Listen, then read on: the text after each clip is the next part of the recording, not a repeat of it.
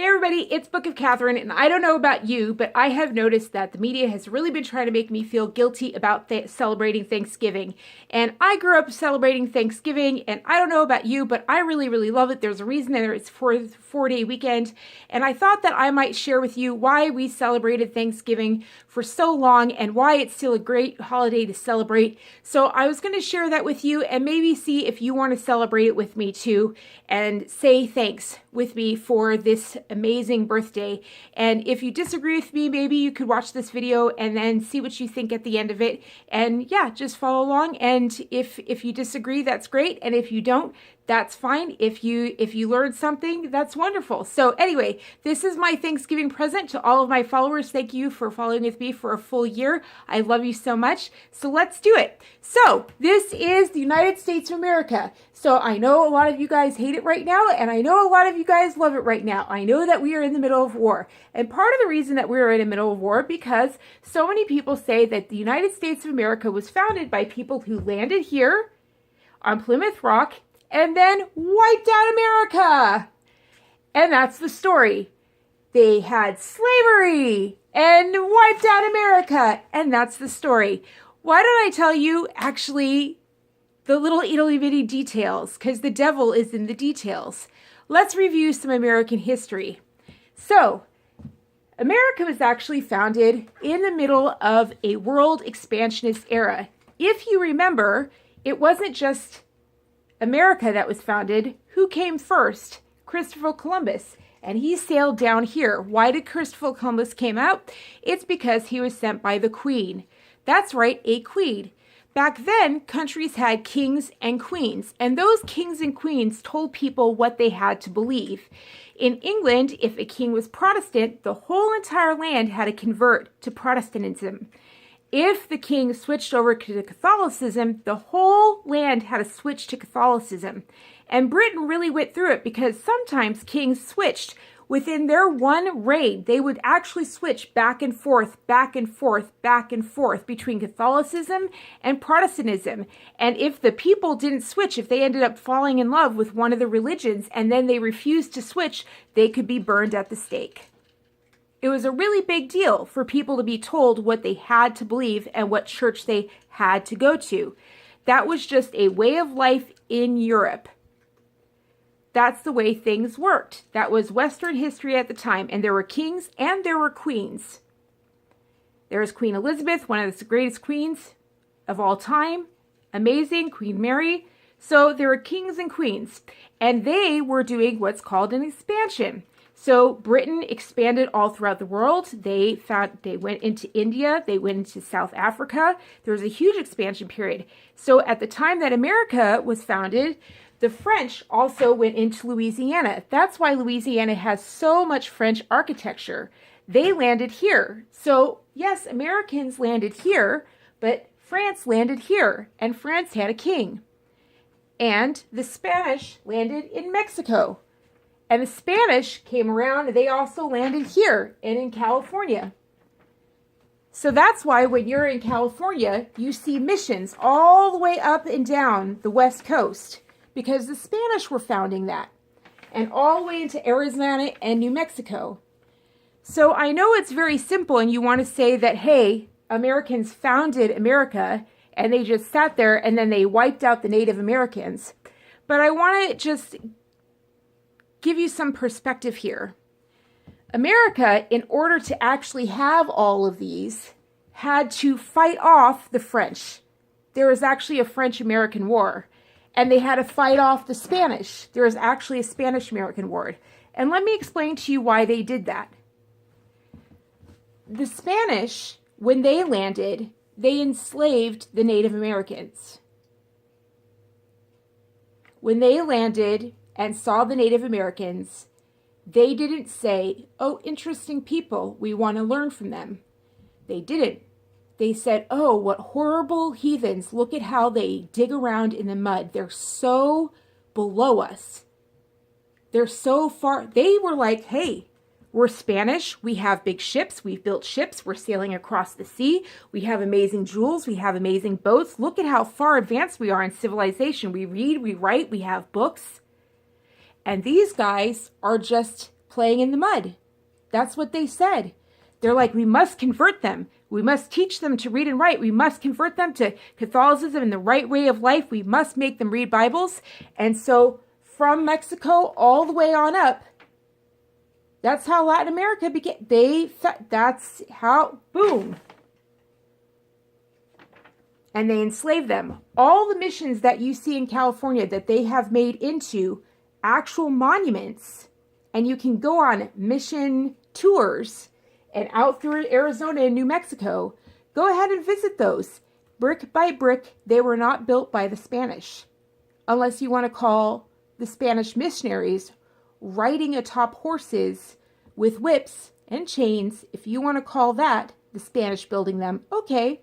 But I like to call it the Native Americans building them. Pueblos. Had Americans not come here first and early, had they not landed here, Spain, who expanded all the way through here and were moving, would have just continued.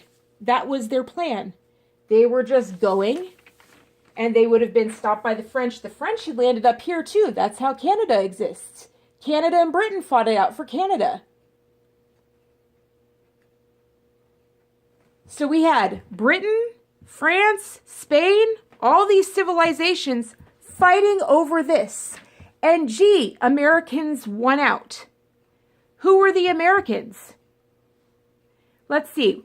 Let's review a little bit, which so many people want to make you forget right now. Let's decide like where the Americans landed. Right here, Plymouth Rock. How did they approach the Native Americans? They had a Thanksgiving dinner. They learned from them. They learned how to grow. They traded with them. They sat down. They had a dinner table with them. And I know you're going to say to me, well, later on they fought and they had a word.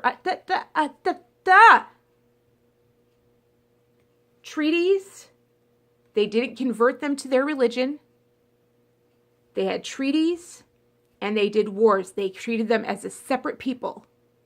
A separate people. They did not try to change their religion. They did not say you're worth less as a human. Ever. Guess who did that? Britain. Britain, who said, wow, the Americans have a great deal going on down here. Britain said, I'm going to go for this. And they aimed down here and they sent on slave ships. That would be Britain with a king. Isn't it interesting how they put these Americans and they put all the sins of slavery and enslavement onto the shoulders of the Americans, who were the only ones that landed on Thanksgiving and traded and treated them as a separate people and didn't convert them, didn't say you're worth less more than a human. And these Americans came. Now, let me be very, very clear. There's a reason that they were named Americans and nothing else. People forget something. People forget something. They were an expansionist era. My love is home. All right.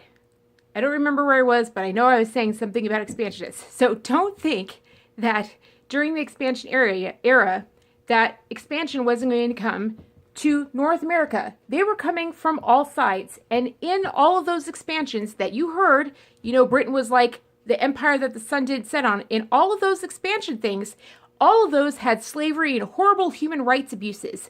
And what was the difference about Plymouth Rock? What was the difference about Plymouth Rock? Why are we the only nation that has a Thanksgiving Day? Do you know why we celebrate Plymouth Rock? Let's talk about why we celebrate Plymouth Rock. Because we came in there, and it was a boat of individuals that held no nation. Do you understand how different that is? Name me another nation that was founded that way. Name me another nation that was founded with a boat of individuals that held no other king, no other queen, no other emperor, that was beholden to no one. It was a group of individuals. For the first time in the history of man, they went out on their own seeking a place where they could live their own destiny. And when they got there and they ran into another race of people after being persecuted in their own lands, they ran into another people and they didn't persecute them. They said, "We'll learn from you." That's what they did. There were broken treaties later in our lives. And where did that come from? That came from the left. That came from the Democrats. We know that from our history. And where did they come from? The Democrats they trace their history back. That's from the British rule. Let's talk about that. So we landed there in Plymouth Rock. We landed there. And we had the first Thanksgiving table. And that first Thanksgiving table had a few very defining characteristics. Shall we discuss them? And the reason we made it a national holiday in which we take off 4 days and do a Macy's Thanksgiving parade? Let's discuss them, shall we? Freedom of religion. The Native Americans practiced their own religion. The business entrepreneurs had no religion or all different faiths. The Protestants had their own religion, and the ship owners had their own religion. They had freedom of religion, all at that Thanksgiving table. They had freedom of speech. They could say what they wanted to do. And they had freedom to pursue their own destiny. They had capitalism. They started to try to do a little commune and it didn't work because nobody did their stuff. It lasted for like 2 weeks, and that was it. And then they continued on and they went off and did their own separate plots, and boom, prosperous. Isn't that interesting? And they learned and they traded with the Indians. And what's different about that? Sorry, Native Americans. What's different about that? Let's discuss what's different about that. Oh, down here, slavery. Oh, down here, entrapment. Oh, up here. Yeah, let's talk about what Canada's doing and how they treat their Native Americans.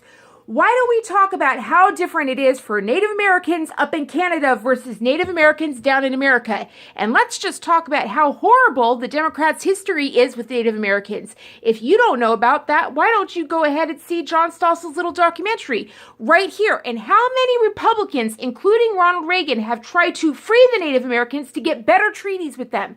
But the defining characteristic is that the very first Americans that landed here, and they are called Americans. Do you know why they're called Americans? Because they landed with creed to no nation. And what did they decide to find there? They decided to find freedom of religion and equal human rights. They saw the Indian nation, the Native American star. I was raised with Indian. I wasn't raised. The identity politics came later. I so apologize for that. It's just my upbringing. Sorry, I truly apologize. The Native Americans were seen as equals. They were treated as an equal people. No one tried to convert them. And that's very important in the fight for human rights. Whereas the Spanish saw them as lower, lesser human beings, these individuals were like, we know what it's like to be treated as lesser human beings just because you're different. But we can actually learn from you. Whoa, you actually fish differently. That's amazing. Oh, you actually make things. Wow, you hunt differently. Oh my goodness. And they learn from each other. They saw them as humans because their religions and their backgrounds taught them that persecution of any kind is evil. They actually believed in evil versus good. And that got founded right there on Plymouth Rock. And that table was peaceful, founded on freedom. These concrete individual rights that every human, no matter your color, no matter your creed, no matter your background, no matter your religion, you all have the freedom to be who you are, as long as you all believe that the other person has the freedom to be who you are. Then bloodshed will not occur, and we can eat at the same table. And the rest of history in America was this table growing and fighting off the British and their values, the French and their values, and the Spanish and their values. The empires that said, no, you do what you're told. That saw other cultures that were not as civilized as them, that saw the Native Americans and saw the African Americans because their cultures simply had not looked like their cultures, were like, oh, you don't read and write and sew together books? Well, then we can't learn anything from you. Good. We'll put chains on you. Not this, Plymouth Rock. That's not what happened. They said, oh, we can learn from you. And so those rights and those values grew. And as they grew, as Ronald Reagan said, he said, freedom is fought for with every generation. Every generation has to fight for freedom or else it's lost. And so what you see in American history is a constant fight between these freedom fighters saying this Thanksgiving table must be protected. And so there were the abolitionists fighting against the left, the Democrats that said, we're not all equal. You need to do what you're told.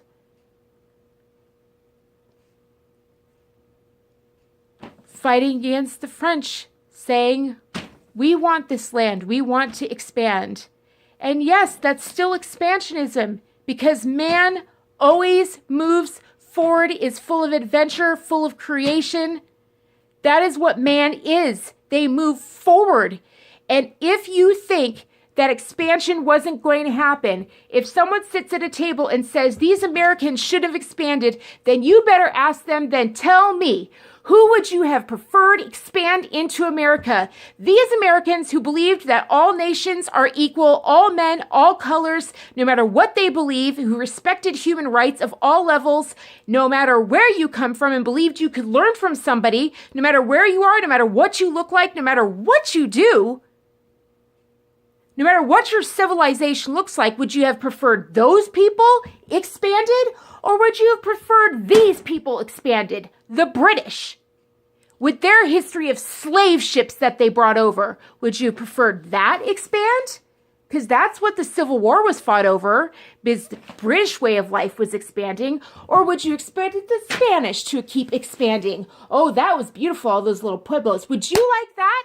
Why don't you ask them who they want to have expanded? Would you like a Canada? Oh, that's great. Let's ask Canada. Let's ask the rest of the world why they have democracy. Why democracy and the freedom of religion and the freedom to vote and giving the people the right to vote. Let's ask them, did it exist anywhere else before 250 years ago? Shall we?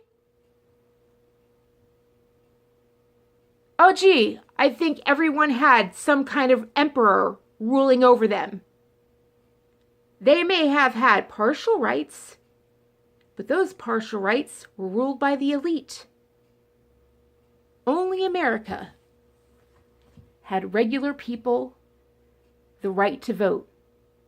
And the 13th Amendment and the 15th Amendment and all the amendments that came afterwards were simply a constant battle to make these Thanksgiving table rights, freedoms, and creeds fit in as much, pushing them forward as much as they could through society until the Civil Rights Act.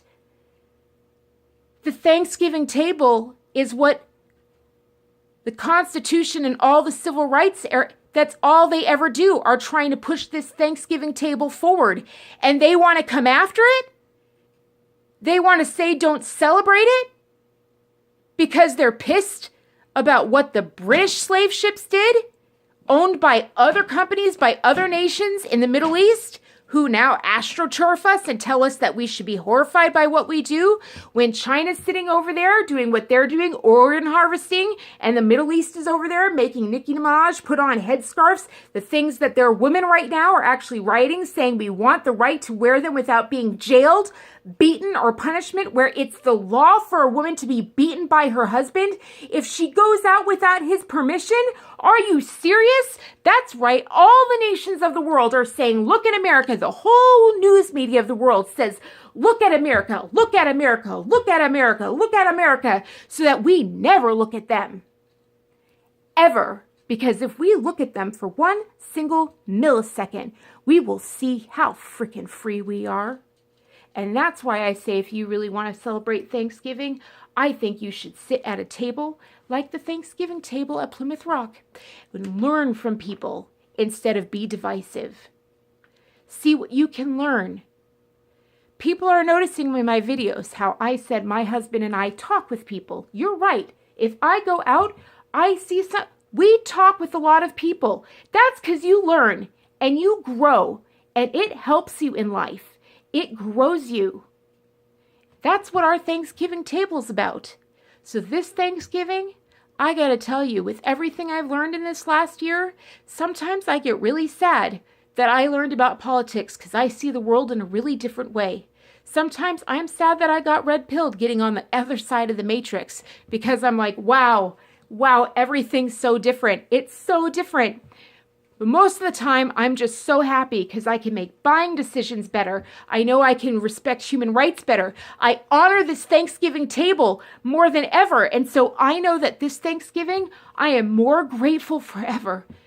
I am more grateful than ever for the United States of America. More grateful forever than freedom of speech. Because I know that before it, no other nation had it. What if the French had won? What if the Spanish had won? What if the British had come through? What if that little boat of the Mayflower hadn't decided to come over? What if they never had the idea?